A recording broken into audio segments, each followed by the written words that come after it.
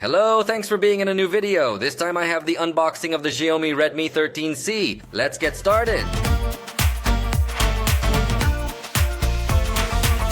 This is one of the most economical devices of this manufacturer. Its launch price in Mexico has been 3,699 pesos for the 4GB of RAM edition with 128 of storage. On the screen you see the reference price in dollars. Although remember that the prices here are not the same as there. In fact, in unofficial distributors you are likely to find it even cheaper, so it becomes one of the most attractive options. There is an edition with 6GB of RAM and there is also another edition with 8GB of RAM and storage. Obviously their prices are going up. So join me in uncovering this box to see what we find. The first thing we have here is the cell phone, so let's take it out. Let's see what the manufacturer wants to highlight. For starters, the 6.74-inch screen at 90 Hz. This, I guess they highlight it because it is not the traditional 6.67-inch screen that Xiaomi always integrates. What's going on? Is it pirated? Well, then we'll find the 50-megapixel triple camera with artificial intelligence. Although you know this is a hoax, it is actually a 50-megapixel camera, and the other cameras I'll tell you later what they are. Then we find an 8-core processor. In a moment I'll tell you what it is. The battery is 5,000 milliamperes and has 18 watts fast charging. Although it has small print, and here it tells us that the included charger is 10 watts, although it supports 18 watts charging. Let's take the cell phone out of this package. Now we're going to remove this sticker and also the sticker that's on the back. And here we have the design. Actually, it looks nice. We're going to turn this device on while we see what else comes in the box.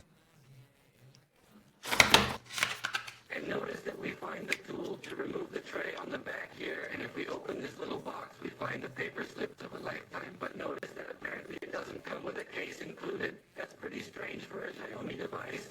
It only remains to see the charger and charging cable. Let's see if there's anything else in this part. No, it's definitely a plain case.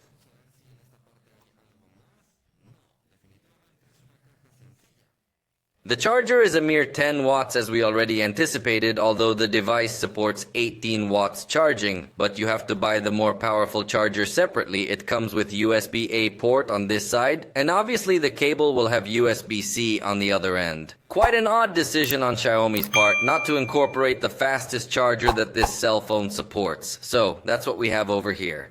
Now let's take a look at the cell phone. I'm going to set it up and get back with you in a moment.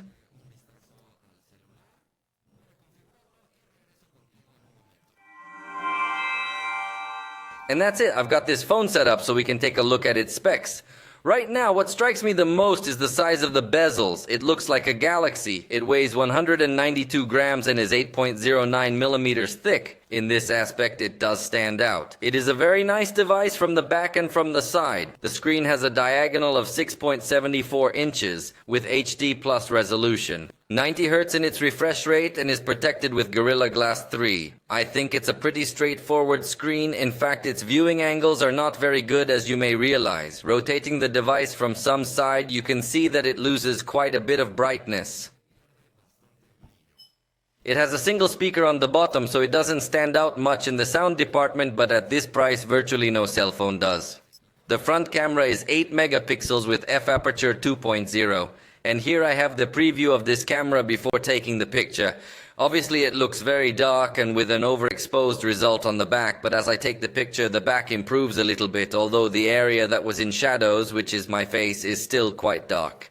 So it doesn't seem to have great capabilities on the front camera. For the back, we'll find the main camera of 50 megapixels with f-aperture 1.8 and then macro and depth camera of 2 megapixels each with f-aperture 2.4.